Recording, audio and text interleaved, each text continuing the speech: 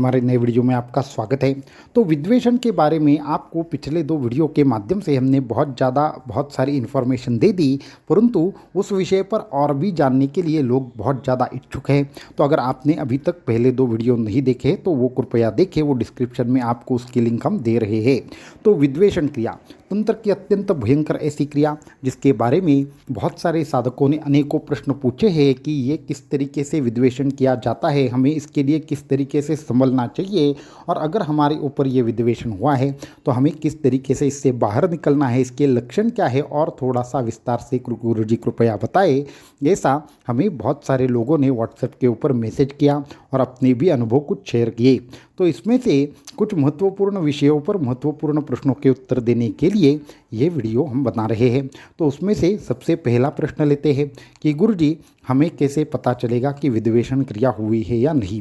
तो जैसे कि हमने कहा कि जो ये विद्वेषण क्रिया है उसके बाद जो आदमी का जो जिस तरीके से स्वभाव बदलने लगता है, मानो वह आदमी वैसा रहता ही नहीं जैसे पहले था।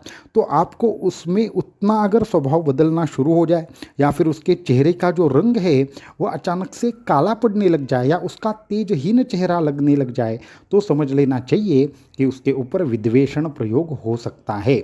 इसको छोड़कर अगर किसी व्यक्ति को विद्वेषण प्रयोग हुआ है तो उसको पहचानना कैसे है, उससे पहले आपको एक अनुभव बताना चाहेंगे कि ये विद्वेषण प्रयोग किया कैसे जाता है, वो हम आपको बताना चाहेंगे।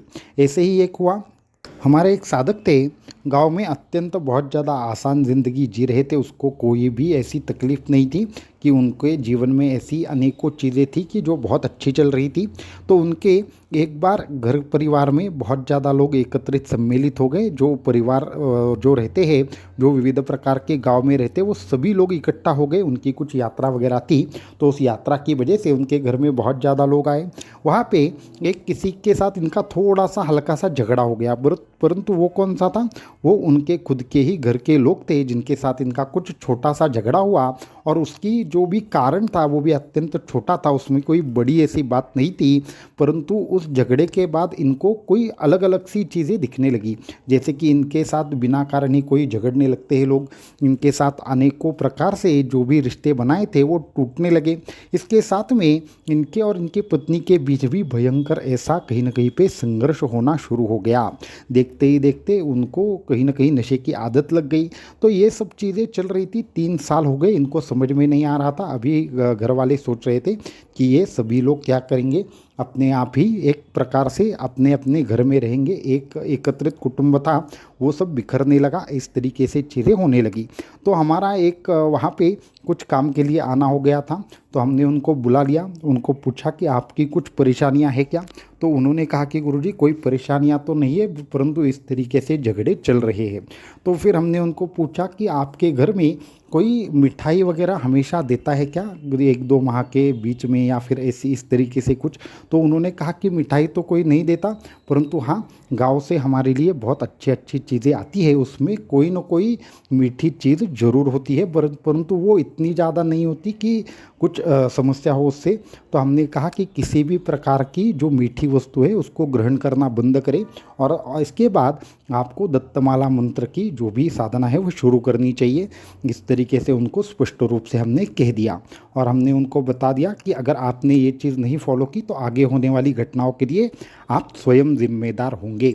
तो ये सब चीज़ें सुनने के बाद साधक को थोड़ा सा एक मन से डर गया, क्योंकि हम इतने स्पष्ट रूप से कभी कहते नहीं है, तो उनको लगा कुछ न कुछ विशेष बात जरूर है, और उन्होंने उसके बाद मिठाइयाँ खाना बंद कर लिया।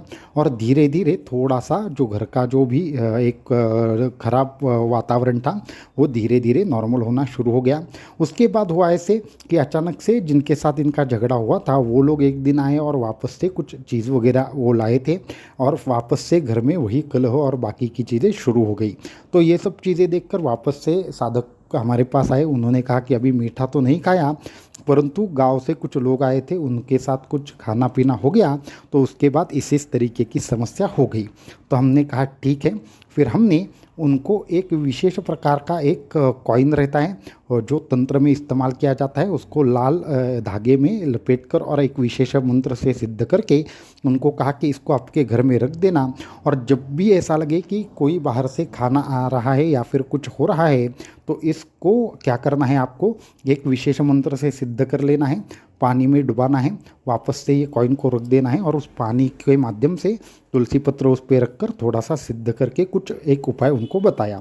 तो ये उपाय जैसे जैसे उन्होंने शुरू किया, उनके घर की जो भी परिस्थितियाँ थी वो सामान्य होना शुरू हो गया, और अगले 2 या 3 माह में उनको विशेष साधना भी बता दी, उनके घर में किस तरीके से क्या करना है ये सब चीज़ें बताई, और धीरे धीरे उनके घर की सभी परिस्थितियाँ सामान्य हो गई, और वो जो उच्चाटन प्रयोग उनके ऊपर किया गया था वो संपूर्ण तरीके से नष्ट हो गया।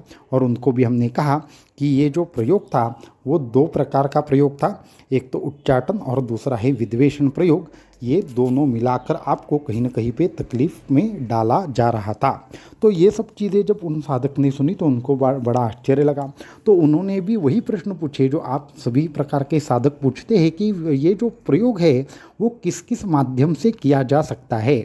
तो विद्वेषण प्रयोग है वो 4, 5, 6 माध्यम से किया जा सकता है। वैसे तो ये इनके जो जानकार है वो आधा ही प्रयोग करना जानते हैं, आधा प्रयोग इनको पता ही नहीं होता, इसलिए कुछ आधा अधूरा कर देते हैं, इसलिए उनको ये बार बार करना पड़ता है। ये जो करने वाले लोग रहते हैं वो हमेशा ही 5 या 6 प्रकार से यह प्रयोग करते हैं। सबसे आसान तरीका है खाने के माध्यम से करना। अगर पास वाले हैं, पहचान वाले हैं, तो खाने के माध्यम से ये कुछ खिला देना और जिसके माध्यम से इस तरीके का विद्वेषण प्रयोग हो जाए। दूसरा जो रहता है तरीका वह कपड़ों के माध्यम से रहता है। कपड़े विशेष प्रकार के वस्त्र है वो पहनने के लिए देना और उस वस्त्र के ऊपर यह प्रयोग किया जा सकता है, यह मुमकिन है। तीसरा एक महत्वपूर्ण इसका हिस्सा है कि वो है कि ये जब भी ये प्रयोग किया जाता है तो एक विशेष प्रकार से किसी वस्तु का सहारा लेकर भी किया जाता है। ऐसे ही हमारे एक साधक थे, उनके ऊपर एक लकड़ी के टुकड़े का इस्तेमाल कर वो चीज़ की गई थी, परंतु वो लकड़ी का टुकड़ा दिखने में अलग था परंतु अंदर से वो अलग था। तो थोड़ा सा कुछ ऐसे भी प्रकार से वह किया जा सकता है। या चौथी यह चीज़ है कि आपको एक विशेष प्रकार से आपकी कोई वस्तु लेकर भी ये प्रयोग किया जा सकता है, जैसे आपके कपड़े हो गए, सैंडल हो गए, या फिर ऐसी तमाम चीज़ें हो गई जिसके माध्यम से ये किया जा सकता है। तो इससे बचना कैसे है ये भी थोड़ा सा जानना आवश्यक है। अगर आपको ऐसा लग रहा है कि ये कोई सामान्य बात नहीं है, इस तरीके से झगड़े होना इस तरीके से आम बात नहीं है, इस तरीके से सभी प्रकार की चीज़ें होना, तो अगर आपको लग रहा है प्रयोग है तो आपको सबसे पहले ये समझना चाहिए कि ऐसे में क्या होगा कि आप किसी व्यक्ति से मिलने जाते हैं, वो व्यक्ति आपकी तरफ देखते ही उसको अचानक से अंदर से गुस्सा वगैरह आता है। तो ऐसे में सबसे पहले आपको सप्तशती और जो कुंजिका स्तोत्र है उसके पाठ जितनी जल्दी हो सके उतना जल्दी घर में कुंजिका स्तोत्र के पाठ शुरू करने चाहिए। शाम के वक्त आपको धूप जलाना है, वो भी कौन सा, वो कोयला डालकर जो जलाते हैं वो वाला धूप आपको जलाना है और उसके ऊपर 3 लवंग को रहती है उसको जला देना है। ये और एक महत्वपूर्ण बात करनी है। जब भी आपको ऐसा लगे तो क्या करना है, हमसे सिद्ध भस्म रहेगा कि जो सभी प्रकार के विपत्तियों का नाश करने वाला एक विशेष भस्म हम देते हैं, उसको क्या करना है, उसको आपको कुमकुम के साथ मिला लेना है और उसका तिलक लगाना शुरू कर देना है। ये करने से भी ये जो प्रयोग रहता है इसका मुख्य परिणाम जो है वह आज्ञा चक्र पर होता है। वो आज्ञा चक्र पर जो भी उसके परिणाम होते हैं उसका नाश हो जाता है और वो सभी प्रकार से जो भी प्रयोग है वो नष्ट होता है और आप सभी साधकों को राहत प्राप्त होती है। तो इसके लिए जो ये विद्वेषण प्रयोग हो या फिर बाकी के अन्य प्रयोग हो वो लगातार कहाँ पे इसका परिणाम होता है, इसका आज्ञा चक्र के ऊपर बहुत ज़बरदस्त गहरा असर होता है। तो इसको अगर आपको नष्ट करना है तो क्या करना पड़ेगा, आपको सबसे पहले अपनी आज्ञा चक्र की और ऑरा की जो ताकत है वो बढ़ानी पड़ती है। उसके लिए आपको विशेष दत्त यंत्र अगर सिद्ध करके दिया जाए, और दूसरा जैसे हमने कहा कुछ सिद्ध भस्म रहता है कि जो अगर कुमकुम के साथ मिलाकर उसका तिलक लगाया जाए तो इससे आसानी से आपकी परेशानियां दूर हो सकती है और सबसे महत्वपूर्ण है कि जो भी अगर हमसे दीक्षित साधक है या फिर जो भी सद्गुरु परंपरा के साधक है, उनकी स्वयं पूर्ण तरीके से जो शक्ति है वह आपका संरक्षण हमेशा करती है। तो इस तरीके की ये सभी प्रकार की चीज़ें हैं जो आपने प्रश्न पूछे थे, उसमें से कुछ प्रश्न यहाँ पे लिए हैं और कुछ विशेष प्रश्नों के जो उत्तर है वो आपको अगले वीडियो में प्राप्त होंगे। इसलिए ये जो विद्वेषण प्रयोग के ऊपर आपके जो प्रश्न थे वो हमने यहाँ पे कुछ लिए हैं, कुछ प्रश्न अगले वीडियो में लेंगे। अवधूत चिंतन श्री गुरुदेव दत्त।